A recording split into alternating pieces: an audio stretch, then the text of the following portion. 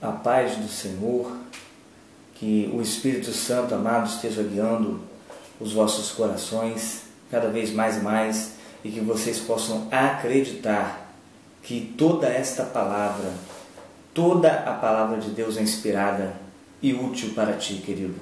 Por isso, se lance nesta empreitada, neste alvo, neste objetivo, que é meditar em toda a palavra.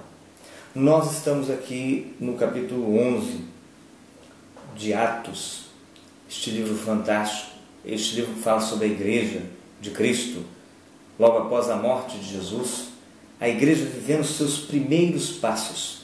E aqui no capítulo 11 de Atos nós temos uns 10 anos depois da igreja andando sobre a face da terra. E como continuação do capítulo 10, em que Pedro vai à casa de Cornélio depois de receber uma visão de Deus, eu vou ler aqui o versículo 18.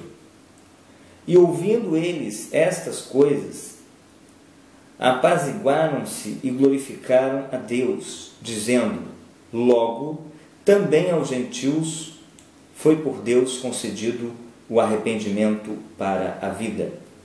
Amados, quando a igreja ouviu que Pedro tinha ido à casa de um incircunciso, que Pedro tinha ido à casa de gentios, comido com eles, partilhado a palavra com eles, e que os batizou, eles ficaram espantados e escandalizados e queriam uma arguição, queriam uma prestação de contas de Pedro. O que foi que você fez? O que foi que você colocou? Como que você vai na casa de um gentil, entra na casa dele para comer com ele? Porque, na verdade, os judaizantes, os cristãos judaizantes, seguindo costumes judeus, que de maneira nenhuma foi orientada por Deus nesse aspecto, em específico, queriam uma separação. Eles acreditavam que os gentios não receberiam a salvação de jeito nenhum. Mas Pedro os relata toda a visão que é contada no capítulo 10 e fala como que Deus lhe ofereceu comidas imundas e como Pedro rejeitou, e por 3 vezes aquela comida foi oferecida a ele de novo, e Deus falou para ele: não rejeite o que eu santifiquei, não considere imundo aquilo que eu santifico. Então ficou claro, ficou patente quando Pedro estava pregando a palavra para aqueles homens na casa de Cornélio, e o Espírito Santo caiu sobre eles, veio sobre eles, e eles, assim como na experiência em Pentecostes, eles glorificaram a Deus ali, naquele lugar. Pedro foi levado a concluir, guiado pelo Espírito Santo, que Deus estava com eles. Amados, é muito importante nós vermos aqui, porque Pedro estava sendo submisso ao Espírito Santo. Pedro tinha uma relação com o Espírito Santo. E essa relação que ele tinha com Deus lhe possibilitou abrir os olhos para o que Deus queria fazer. Porque Pedro estava dentro de uma cultura, Pedro estava dentro de um mover de Deus, mas o ambiente cultural dele, judaizante, lhe impedia de ver que Deus queria estender a sua obra. E nós precisamos, amados, ter exatamente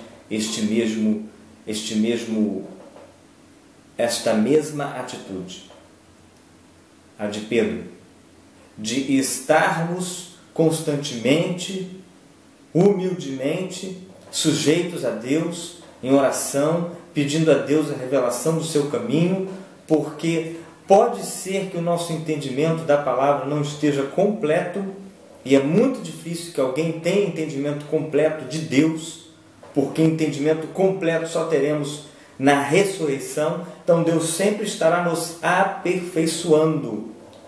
Não podemos achar ou acreditar que nós, como pessoa ou como grupos de uma igreja local, entendemos toda a verdade. E Pedro se colocou exatamente dessa maneira. Ele não entendia toda a verdade. E ele foi levado ao Espírito Santo a entender que Deus queria ampliar os seus horizontes. E ele manifestou aqui e levou aqueles homens. Ele tomou procedimentos corretos, ele levou 6 testemunhas com eles, que também viram aqueles fatos. Então ele não ficou sozinho, não foi um testemunho particular, apenas seu, individual. Ele foi um homem sábio. E nós podemos aqui ouvir, na conclusão desses fatos, como que o governo da igreja é direcionado pelo Espírito Santo. E com a participação de muitos, com a participação de vários. Não é um governo individual, mas é um governo plural. Versículo 18, vou repetir. E ouvindo eles estas coisas, apaziguaram-se e glorificaram a Deus, dizendo: logo também aos gentios foi por Deus concedido o arrependimento para a vida. Graças a Deus que a igreja entendeu, que a igreja seguiu os passos de Deus, porque havia homens orando, jejuando, submetendo-se ao governo de Deus e conseguiram mudar os seus passos. Então aqui no versículo 19 nós vemos uma mudança na narrativa bíblica inspirada por Deus que dá continuidade à perseguição de Estevão. Então os que foram dispersos por causa da tribulação que sobreveio a Estevão se espalharam até a Fenícia, Chipre, Antioquia, não anunciando a ninguém a palavra, senão somente aos judeus. Alguns deles, porém, que eram de Chipre e de Cirene e que foram até Antioquia, falavam também aos gregos, anunciava-lhes o Evangelho do Senhor Jesus. Então nós temos aqui cristãos que se dispersaram por causa da tribulação que sobreveio sobre Estevão. Aquilo despertou uma grande perseguição. E o que nós podemos ver aqui, amados, é que prioritariamente a maioria pregava apenas para judeus, confirmando a necessidade dessa mudança que vemos no capítulo 10 e no versículo 11.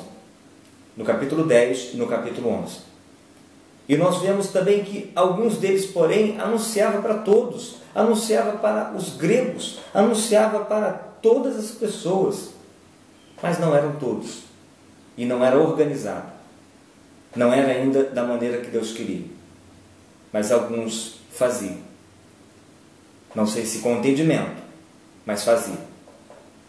Mas Deus já vem soprando a mudança no meio da sua igreja com a unção do seu Espírito Santo. E nós vemos aqui que Barnabé, versículo 22, a notícia a respeito dele chegou aos ouvidos da igreja que estava em Jerusalém e enviaram Barnabé até Antioquia. E aqui nós temos um testemunho de Barnabé, porque era homem bom, cheio do Espírito Santo de fé, e muita gente se uniu ao Senhor. Barnabé, homem de Deus, fiel, cheio do Espírito Santo, de fé. Então, por causa disso, muita gente se uniu ao Senhor. Eu quero dizer a você que as pessoas devem ser orientadas a ir à igreja por causa de Cristo. Mas os líderes da igreja, aqueles que estão de posse do pastoreio da igreja, são importantes para o crescimento da igreja, porque Deus mesmo quem os designa. Então eles têm a responsabilidade, todos nós temos, de sermos cheios de fé, cheios de Espírito Santo, sermos bons. Para o quê? Para que muita gente possa se unir ao Senhor. Então nós vemos aqui, partiu Barnabé para Tarso à procura de Saulo. Então Barnabé e Saulo se tornarão homens, uma dupla, que vão ser missionários durante um bom período. Tendo encontrado, levou para Antioquia e por 1 ano se reuniu naquela igreja e ensinaram numerosa multidão. Em Antioquia foram os discípulos pela primeira vez chamados cristãos. Então esse é o trabalho de alguém que é separado por Deus. ensinar, ensinar, ensinar, numerosa multidão, incansavelmente. Durante um ano, numerosa multidão é trabalho o tempo todo. O homem de Deus, a mulher de Deus, é chamado por Deus para trabalhar muito no reino de Deus. E aqui, finalizando, queridos, nós finalizamos com uma profecia de Ágapo acerca da fome que estaria em Jerusalém. E apresentou-se um deles chamado Ágapo, dava a entender pelo Espírito que estava para vir grande fome por todo o mundo, ao qual sobreveio nos dias de Cláudio. Os discípulos, cada um conforme suas posses, resolveram enviar socorro aos irmãos que moravam na Judéia. O que eles, com efeito, fizeram, enviando aos presbíteros por intermédio de Barnabé e de Saulo. Então vemos aqui já a dupla trabalhando, continuando o trabalho. E vemos que estão se ajudando mutuamente. Num período de fome, segundo as suas posses, os irmãos ajudaram os irmãos da Judéia. Os de Cesareia, de Jerusalém, ajudaram os da Judéia, por causa dessa grande fome. Não importa, amados, a época, mas o que é importante nós entendermos que esse é o papel da igreja. Como grande família espalhada pela terra, ela deve se ajudar mutuamente e ajudar outros. Mas nós vemos aqui a linda e bela atitude da igreja. De acordo com as suas posses, cooperando com aqueles que estavam padecendo necessidade. Que o Senhor possa nos ajudar a seguir com essa atitude, com esse modelo de vida, que não fecha os olhos para a necessidade, mas que, segundo as suas posses, ajuda aquele que necessita. O Espírito do Senhor possa falar no seu coração, que você possa continuar a meditar sempre na palavra de Deus.